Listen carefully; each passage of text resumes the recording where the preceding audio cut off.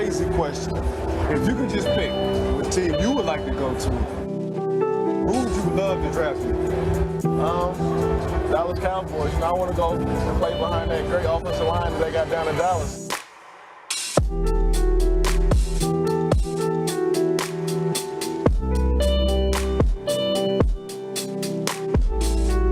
Where there's success, there's always a struggle. I'm used to the noise. Obstacles standing in my way. But when you have a hunger that can never be satisfied, it carries you beyond every hurdle.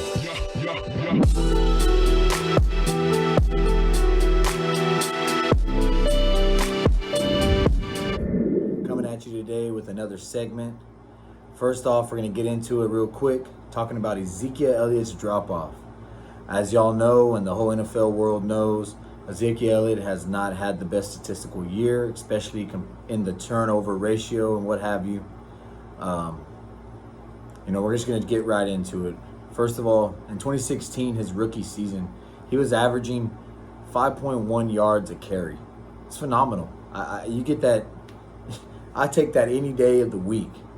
You give me 5.1 yards a carry, we're running that ball down your freaking throat.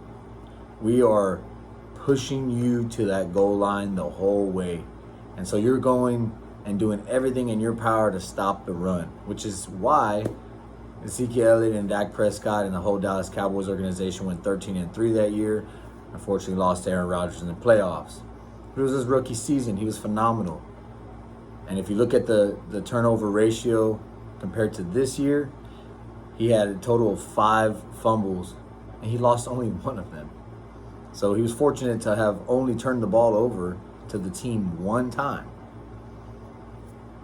He's already turned the ball over this year 3 times on the ground while running the ball. That's not including this past game against the Cardinals fumble off of a reception.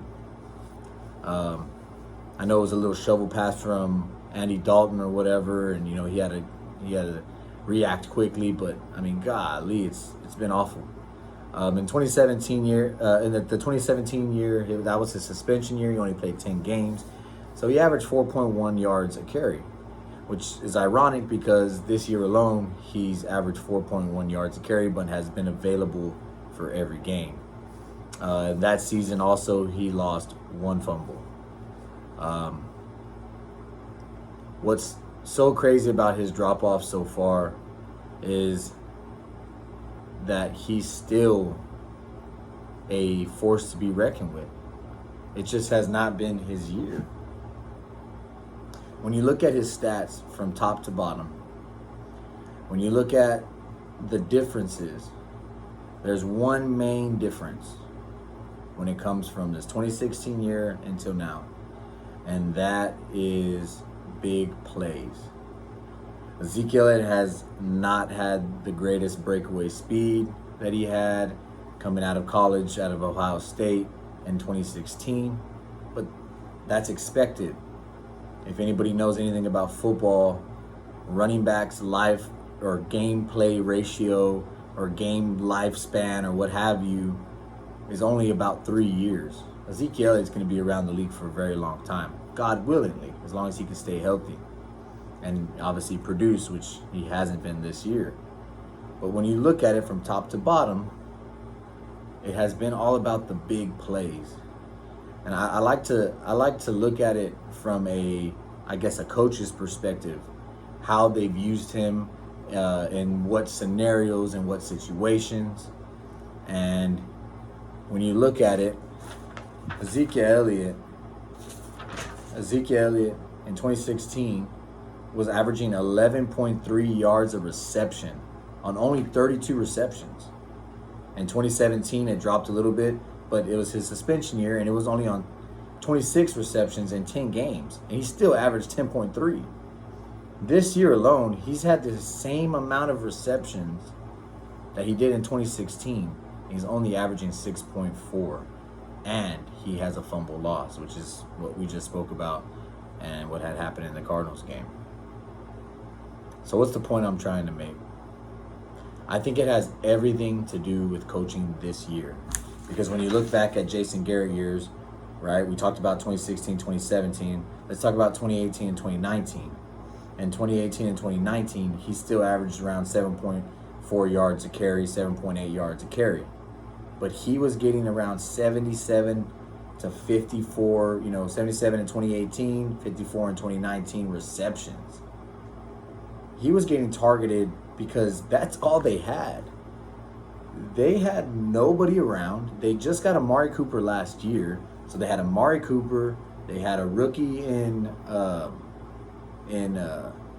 Michael Gallup. So you look at that. Who's their other best player on the team other than Amari Cooper at the time? Ezekiel Elliott. They had to give him the ball, and they gave him the ball a lot in every situation. And he was pretty productive. Actually, he put up a whole lot more yards, which that's expected whenever you're getting targeted twice as much.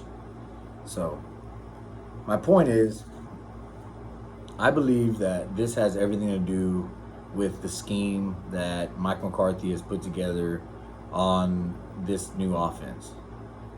He's not attacking Ezekiel Elliott's strong points at the right times in the game.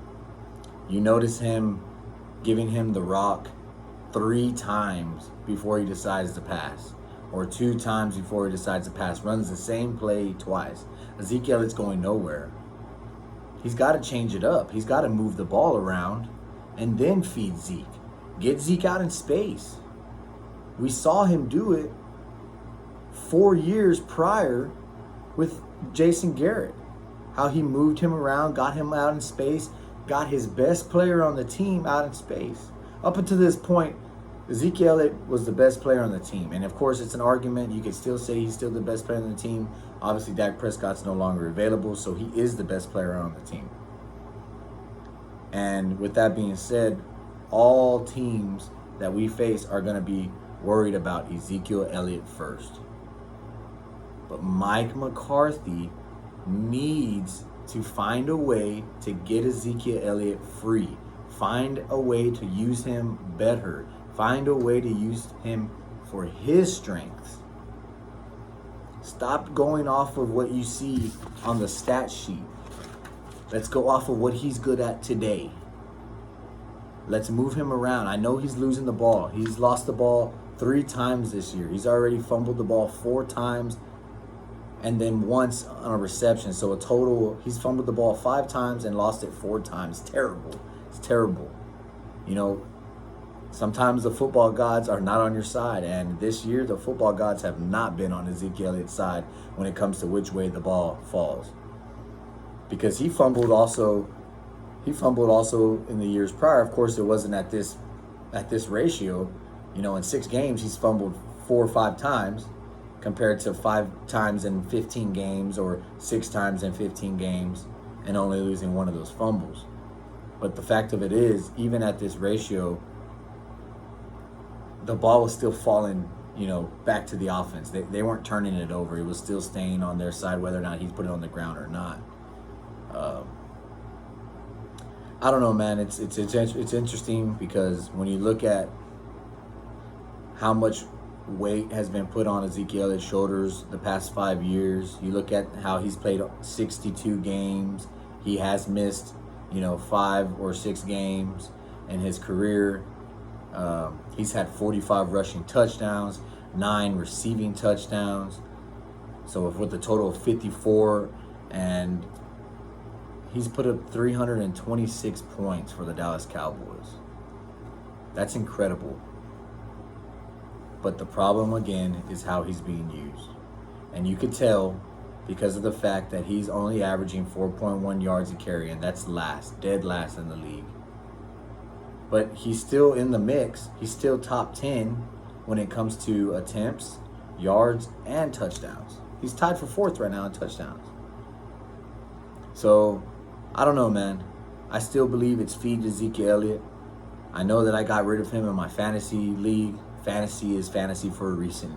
Because if he was on my team in a real football team, I'd be crazy to trade him away. I think he's going to be okay. I think that he's dealing with a lot of things right now. I think that the whole team is dealing with issues in the locker room. I think there's very, very, very many unhappy players. I don't believe that the coaches are as sound as, you know, a 10-year coach was. You know what I mean? In their first year, they're not all going to have it together. I don't think Mike McCarthy put together the best coaching staff. I don't think that, from the rumors that we're hearing from inside and outside the locker room, you know, players are doubting the way the coaches are coaching. They don't believe the coaches are coaching. They don't believe the coaches are coaching the way they should be. I feel like there's a lot of tension in there, of course, because whenever you're 2-4, I believe that a lot of players are pissed off. But the players need to put a little bit of blame on themselves too, because like I said in the last segment, they don't look like they're playing with much effort. And, you know, I get it. You know, as you go down, you lose momentum, you lose that drive, but you can't give up. You know, it's a long season. The room for error is very small, but when you're in the NFC East, or the NFC least as they love to call it, you have an opportunity to change this year around for the better. And I think Ezekiel Elliott will trend up. I think Ezekiel Elliott's going to get it together. I think it has a lot to do with confidence right now. And, I mean, man, we'll see. We shall see. I'm very excited to see what he could do and how he can perform next game. You know, I take every game and every season, you know, one game at a time. You know, I think it was like in 2018, you know, their slogan was "Finish this fight." Well, they need to finish a game. They need to do something, because it's getting ugly. And if they lose to Washington, I have a very good feeling that they're not even going to win the division. So, you know, it looks like we'll probably go like 7-9, maybe even 6-10. If you're wishful thinking, you're thinking 8-8, 9-7. But you look at the schedule up and down, it looks more like a 7-9 type season for them. Because I think that they could beat everybody in the division. The Eagles are going to be their hardest matchup. But Philly is 1-4. You know, Washington is 0-5 or 0-6, and New York is 1-5. I mean, it's the worst division in the league, so it's up in the air, guys. You know, I have faith that we can go and finish each game and change what we're doing internally with Ezekiel Elliott. Coach McCarthy, get it together, man, or you ain't gonna have a job. There was a reason why Green Bay fired you. Prove those guys wrong, because we need you, guy. We need you. We lost our best player. In my opinion, now the best player is Ezekiel Elliott. You know, Dak Prescott's not there no more. We need to have somebody in that locker room. We need to have a voice in that locker room. Mike McCarthy, if it isn't you, maybe it's a player, maybe it's another assistant coach. We need somebody. We need veterans. We need people that have been here, that have done that. We need people that have played in the playoffs and won. We need people to come together with, you know, as a team and work to kick Washington's ass. Let's get it. It's real. Like, you have to be crazy to play this game. Like, I don't show it all the time, but deep down inside, like, I slap out all y'all. Like, for real. But that's just me as a person, you know, but I just know how to control it.